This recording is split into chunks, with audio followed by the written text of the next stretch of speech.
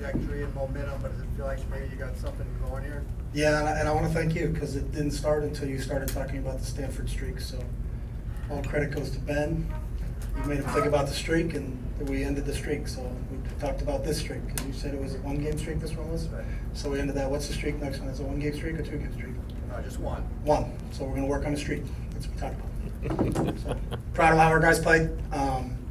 You know, we still got a lot of things we have to work on, things we got to do. You know, it's still a really, really young football team, but they've gotten better week by week, and will continue to grow as a team. So your offense has been humming for a while here, but it seems like the defense, even though you gave some points tonight, a lot more on turnovers late in the game.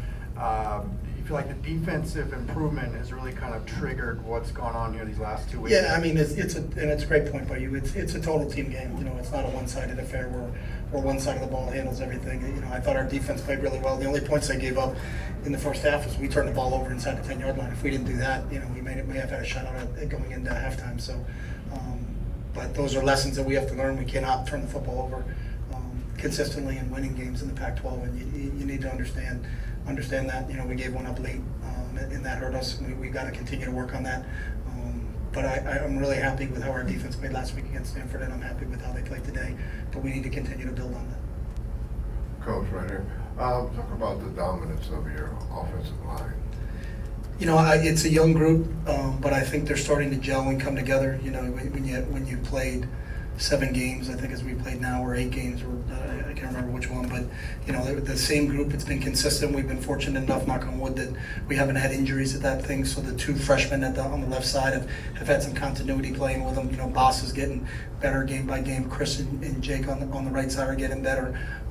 And we obviously have a very, very talented running back behind him. So I think when we get those guys going, and then really our tight ends, I think our tight ends don't get enough credit for how well they do in the run game, and the things that they give us. And when you have a quarterback that can affect the defense, because he has the ability to run, you still have to honor him. So I think it's a combination of everybody on the offensive side of the ball. But when you can run the football, you know, you got a shot. And I think some of those drives we had today, you know, 10, 12, 14 play drives when we're running the football and we're downhill and we're physical, you know, I think that's really benefiting us right now. So was it part of the game plan to use Casimir Allen, Ethan Fernea, and Martell Irby? Or yeah. Did you see something from the defense? No, that's how we practiced all week long. It was good to get Kaz back, and obviously Martell's been out for a while with an injury. We're starting to get some guys healthy in terms of Martell, and then Ethan's a kid over the last, I don't know, 5 or 6 weeks that has really started to come on from a practice standpoint. And we always believe you sync to your level of training. So how well you train during the week really affects what we're going to do from a game plan standpoint. So those guys have really shown up in our training sessions, and what you guys are seeing on Saturday night is what we've seen during the week as coaches. You know, Ethan had a big fourth down reception for us, had another big one on 3rd down, and got us into the red zone. So I'm really happy with how he's playing right now. But it's good to have some depth behind Josh. You know, because as the season goes along, there's a certain attrition from an injury standpoint that you have, and I think we're actually getting healthier right now. So, you know, we'll see where we are as we get ready to play Colorado next week. And but to have a little bit of depth behind Josh, I think with Herbs and Kaz coming back, I think has helped us. Looked like Dorian had a left leg injury. What's news there? And I'm sorry. No, I got a 2-part question. Go ahead, do that one. I know the same as you. I know he has a left leg injury, and that's it. I haven't talked to the trainers, so. And then Josh Kelley, I mean, you know what he can do, but a career high 4 touchdowns tonight. It seems like he makes every play you need. Yeah, and I think his ability to help us finish games too. You know, when you have to, I think when everybody in the stadium knows you're going to run the football and you're still able to run the ball, I think that's really a credit to, you know, the whole group, but really the mindset that Josh has. And when Josh plays well, I think we have a shot. And then obviously Josh played well tonight. So. Coach, to follow up on Fernea. Hi, where have you been? It's been a while. I know. I'm back. Good to be back. Good to be back. To follow up on what you said about him practicing better. Yeah. What is he not better? I just think he had initially been a special teams player for us, and then really grasped that role and has done a great job on teams. But as he's starting to really develop as a wide receiver, you know, you sit in meetings and say, hey, that's another big play by Ethan, and then we start to talk about how can we get him involved in the game plan. And you know, it's really a credit to him, and I think for all of our guys, we're obsessed with improvement as a group, and it's not just, let's be status quo. Can I be better today than I was yesterday? And can we continue to grasp that concept? And Ethan's a guy that kind of personifies that. He came in here as a walk-on. He earned a scholarship. I can't be more happier for a kid. When you talk about a success story, it's him. Is that all he's ever wanted is a shot, and when he's gotten a shot, he's taken advantage of it. So that's a really cool story, and we're really pleased with him right now. And Chip, do you believe a program can have momentum? Do you believe the players believe creases? I know. This is a softball, but I wasn't at the practice. It's not a softball. Yes, I think you would better double teaming us right now. Okay. Yeah. I think there's positives that you can build from a win, but I don't think you can just say, hey, we won last week, we're going to win this week.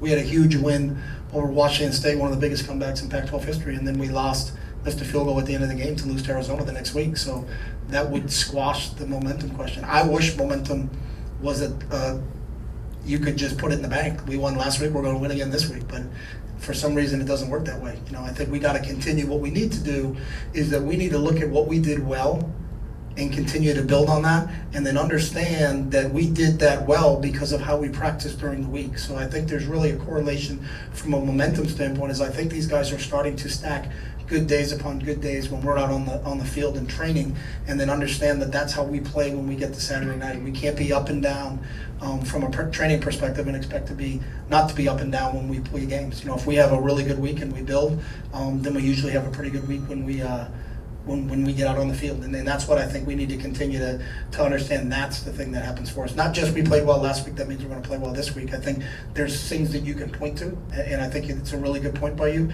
But let's emphasize what we did well and then continue to do those things well. Coach, what kind of information did the officials give you? There was about 5 minutes of chaos in the fourth quarter with the personal fouls and the targeting. Yeah. What kind of intel did you get from the officials on I thought they were laid great out? in communicating the whole time with us. If there wasn't a targeting penalty, then the 2-point play would not have been stood. But then the 2 personal fouls would have been executed on the kickoff, and it would have been a 30-yard penalty. So they would have been kicking off from our 30. So that would have put us in a harmful situation. But if the targeting was ruled and they got to replay the down, then the penalty goes on that down. You don't get to carry it over. But they were great in terms of communicating, and they did a good job, I think, of getting together themselves and trying to make sure that they made the right call. But from what I got from them, I think it was a unique situation, when you had 2 penalties on the play, and then because in college football, the replay official can buzz down on a targeting call, it ends up being 3, and then one of them trumps the other one, and then, I just listened. Coach, what did your defender do wrong on that play?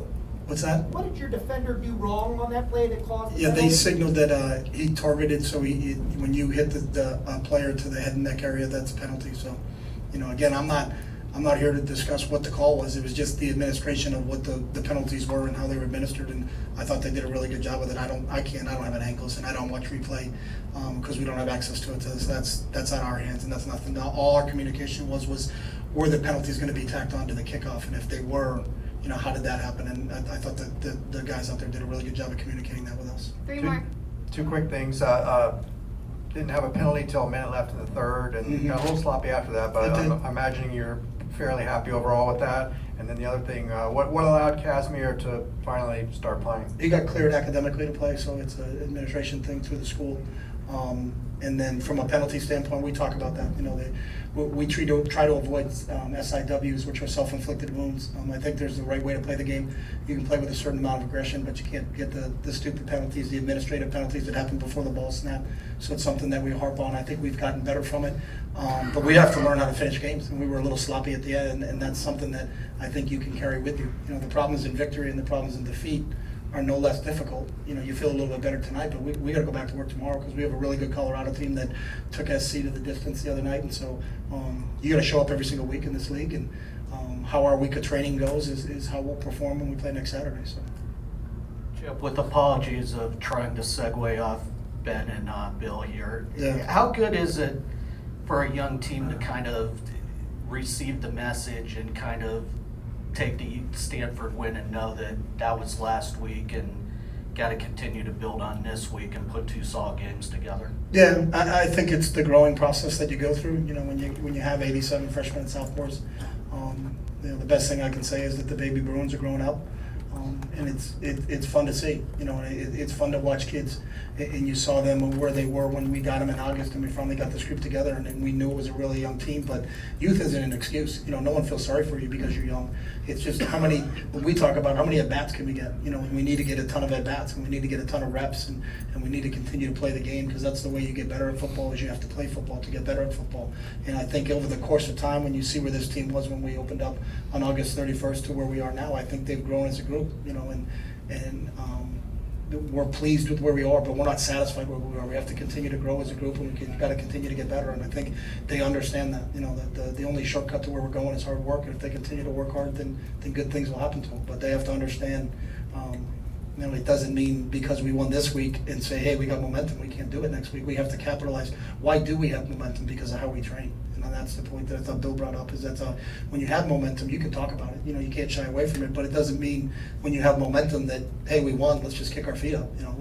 We are certainly not that type of football team. We need to work really, really hard this week and prepare for a really good Colorado team coming in here. So. 2 more. Aside from that last burst of offense by Arizona State in the final quarter, what can you say about the defense holding them to only 10 points? I think we put the defense in some difficult situations today. But I thought they responded to those. Really what we talk about is that when you face challenges and adversity, how do you approach them? Is it, oh God, here we go again, or is it, all right, let's go? And I think that's the way our defense is starting to play. They're starting to round into form. We're getting some really good leadership from our older players. We do have a couple on the defensive side of the ball more than we do on offense, but the Chris Barneses and the Josh Woods and the KLSs are starting to kind of really pick their game up, and I think everybody kind of gravitates towards that. So, but I've been pleased for 2 weeks now with how our defense has played, and there's a heck of a lot we have to continue to coach and get these guys ready for next week. But you're pleased with their trajectory, so to speak, in terms of where they are. So. Last question over here. So, Coach, real quick, I know you touched. Oh. You can go. Okay. Well, one thing I know you said momentum a lot, but I think the big thing in the first half was those back-to-back 16-play drives for touchdowns. Did you feel like after those touchdown drives, the momentum was really on the side for you guys? No, I don't feel that way at all. We got the 42, and I wasn't happy. I hope we score every possession we get, and I hope we stop them on every possession. But there's no, hey, it's 35-7 and we're good. It's not. I think Benjamin's one of the talented running backs in this league, and obviously their quarterback's a really good player, and they have a ton of skill. That you watched them when they played earlier in the year and beat Michigan State at Michigan State, and that's a really good football team. So I did not feel very, very comfortable until we took that last knee, to be honest with you. So. You're gonna love this one. You control your own destiny in the Pac-12 South. Yeah. Do you tell your team this? No, because to be honest with you, grammatically, destiny is a predetermined set of events, and if it's a predetermined set of events, you can't control it. Think about that one. Thanks, buddy. Appreciate it.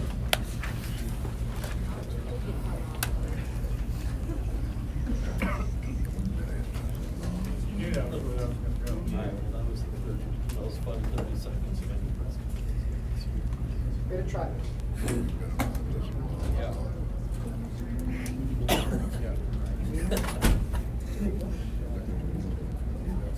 He was ready.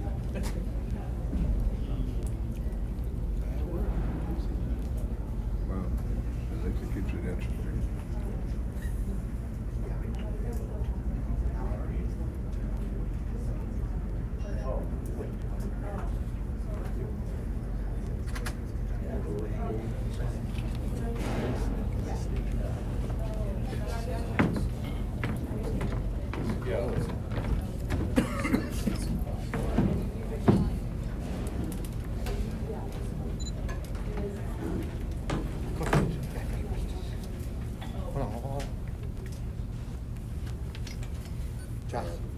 Josh, right here. Congratulations. Thank you. Talk about the play of your offensive line. I can talk all day about the offensive line. They're amazing. Those guys are so awesome for us as a team. They played amazing tonight. They were so awesome. They knew they had a big challenge going up against a great defense, and they're just flat out amazing. We can't do what we can't do without the offensive line. So they were spectacular. They deserve all the credit. You had a career high 4 touchdowns tonight.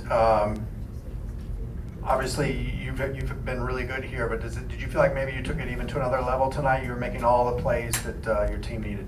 Oh, man, I like playing at the Rose Bowl. We needed a win here for sure. We haven't had a win here at home this season, so that was always definitely extra incentive for us. But offensive line, they're so amazing. I can't do that without them. Dorian was making plays, Kyle was making plays, and that's all because of the guys up front. So for sure. Your coach doesn't have right here.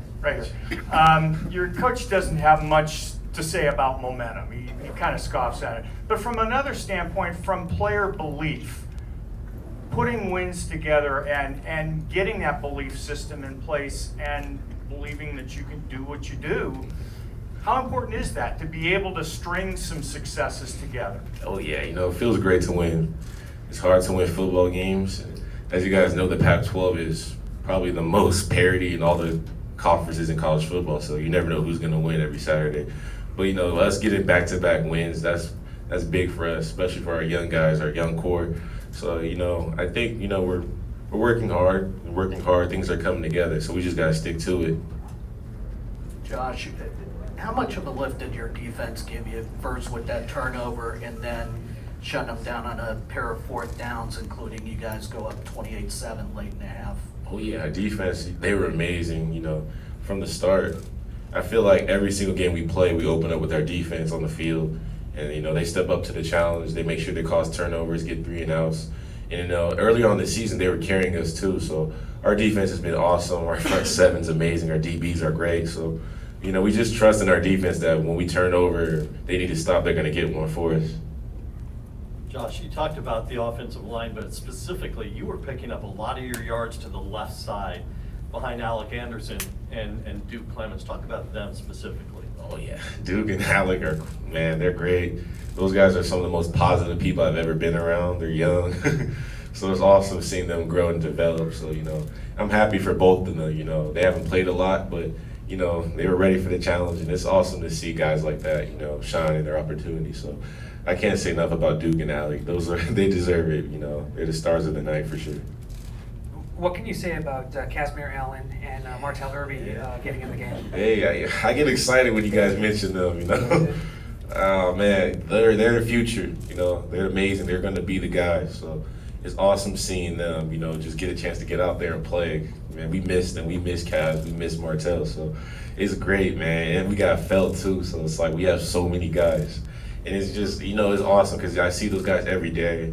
I saw those two when they first got here, and to see what they are now, the growth and maturity, how great they've become, it kind of makes me get emotional. So, those guys deserve it. They're going to be superstars for sure.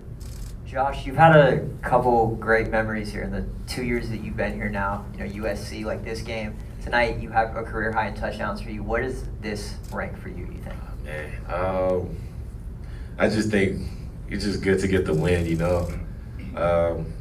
individual success, that's fine and all, but, the things that you'll forever remember is the winning plays, the winning moments, sharing the moment in the locker room with those guys. That's the stuff I played for, so I want to take it all back, winning and everything. It's just so amazing being there in that moment, so, it's nice scoring touchdowns, getting yards, that stuff is cool, but, sharing the moment with your guys, because they make it all happen, running back, you can't score without the offensive line, so those guys are amazing. Last question. Josh, he's standing right over there. What do you think Ethan brought to this game, and for him to be in the game on a critical fourth down play and he makes that catch? What about him makes you trust him as a teammate that he can make that play? Fern? Fern embodies everything as a Bruin: trust, accountability, hard work, preparation. He came here as a walk-on, and he's just earned it. He's grinded. He's a scholarship guy now, and he's just amazing. When he's called to block, he'll block. When he's called to make plays, he'll make plays. So, Fern is our guy, man. He has a bright future in football ahead of him. It's just great to see guys like that who are really good human beings, and they work hard consistently. You see it every day. Go out here and shine like that. So, Fern, man, I love this guy. I love you, Fern. So, yeah, man, it's awesome seeing him. So, he's a great player. Thank you, John. Thank you. Appreciate you, guys. Thank you. Thank you.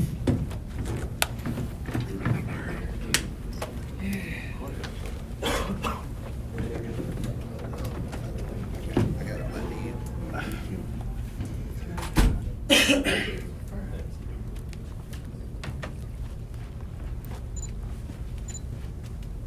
you've certainly been in every game so far this year, but what was it like getting more offensive reps and getting your first catches of the year? You know, pretty surreal feeling. I've been dreaming about making catches in the Rose Bowl for a really long time now. So yeah, I'm just happy that I could, you know, make a few plays when I got called upon. You got the jersey for Nick for this year. Did you think about him when you were out there at all tonight? Did that kind of go through your mind? Is every game kind of a tribute to him in a way? Absolutely. You know, Nick Pasquale, huge inspiration to all of us. Ever since I got here, he's been kind of a figurehead of our program just because of the characteristics he embodied: hard work, keeping your head down, working hard no matter what, playing with passion, being a great teammate. So getting that number 36 jersey was a big honor to me. It kind of, you know, made me want to keep working hard and really just be the best teammate I can be and try to bring positivity every day. Ethan, can you walk us through that fourth down play? What was it? Did you know it was coming to you? Was it kind of designed for you? And when the ball was coming to you, what were you thinking? Yeah, whenever I got out there, fourth and short, I saw man coverage, so I thought there was a chance it might come to me. Great job by Dorian getting the ball out quick because they brought a lot of pressure. And so, yeah, it's pretty nerve-wracking getting out there for my first catch, big fourth down, but I'm glad I could make a play. Dorian, great ball.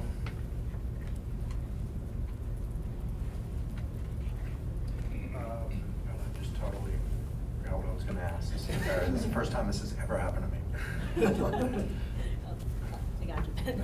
As you were walking off the field, I think we kind of saw you kind of shaking hands with people, saying hi. Who did you talk to as you were walking off the field after the game? Yeah, when I was walking into the tunnel, my family was there, my parents, a few aunts, and my uncle, and they were all just going crazy. You know, it was a really cool moment. You know, see them, everyone going crazy. Now I remember. Coach made a big show this week of claiming that he had told us you had gotten a scholarship when in fact he had not. So when did you find out you had gotten a scholarship, and what did that mean to you? And did they make a big production out of it, or what was that all like? I think it was, I want to say the day after camp ended, and so I wasn't expecting it too much because so much time had passed. The season was about to start, and it was a team meeting, and Coach Kelley just kind of called me down to break the team and then surprised me with it. It was a really cool moment. To follow up on your parents, do they come to the game all the time, or was today just a special day and you wanted to put on a show for them? They've been coming a lot this season, yeah, they have.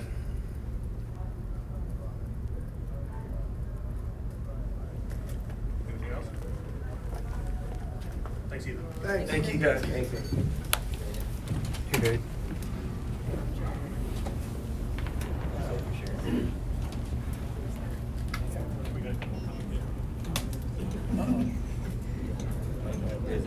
Hey. So we still got a couple more coming. Okay. Oh, we do. All right.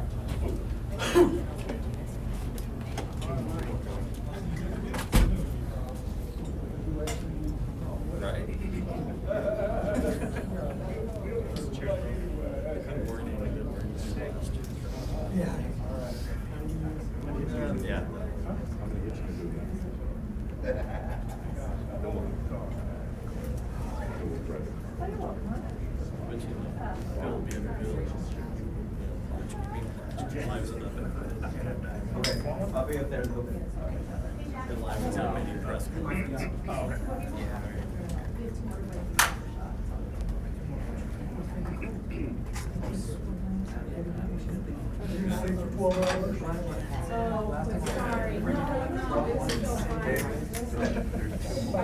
yeah, like they had the easy last. I called them too.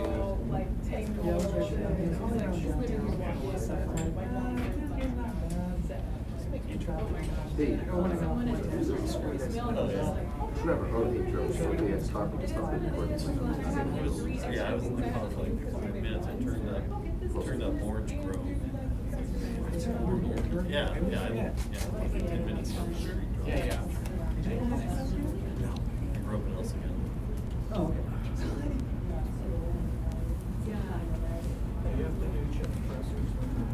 I do, yeah.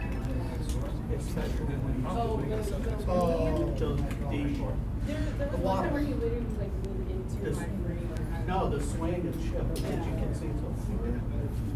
I love it when I've started you get to the side. on manual, like once he stands there, just so that whenever Which scratch he goes to and he's stamping over. Yeah, I get the based auto When he does this, is- it's a little stamp. Yeah. If it goes to the hard, it's a bigger stamp. He's been doing that, especially the last couple of weeks. We think that season he wasn't doing that. I don't know. The chip sway, he's been doing But I've it. got the chest scratch versus the hard. He's way up there too, yeah. Yeah, sometimes I'll just notice it. I just forget about it. It usually goes to the arm scratch for Ben. The best if you get to the side, because It goes to the chest scratch. Yeah, but then when he turns to you and then he's doing the chip sway. He goes to the chest scratch other times, so with you, he goes to the hard scratch. I guess you make it more. Whenever Ben is, because they know he's gonna ask him those questions. It's like a huddle, and the whole rest of the backdrop is like the reviews, because you're not gonna get a framework, it'll be like, his weird. Yeah, I noticed it especially this year. Yeah. I mean, it'd be like once every week or so. Yeah. 8:30. We got Ottawa in support.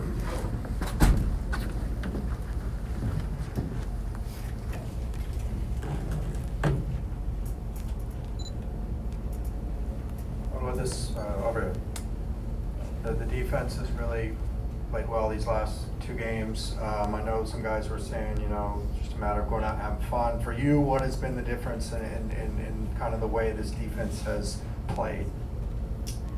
For me, personally, every game I want to make an impact. I don't want to be just a guy going on the field and going through the motions. So for me personally, I want to do everything in my power to make an impact on the game for my teammates. I feel like everyone on the team has the same kind of mindset. We all want to provide for each other. So I think that's what brings us together. Can you take us that first strip of Benjamin? Was there a way he was holding the ball, or was it just a momentary reaction? How did that kind of unfold? I just tackled him, honestly. And then I guess just violently wrapping my hands, got the ball up.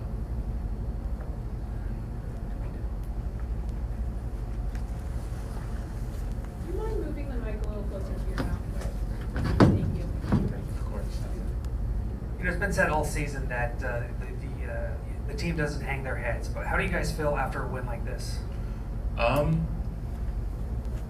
think as a D-line, we want to choke the offense. We want to put them in a position where they can't score and they feel helpless. And we did that up until the end of the game, and that's definitely something we need to work on. We need to work on finishing a game and completely putting a team into submission.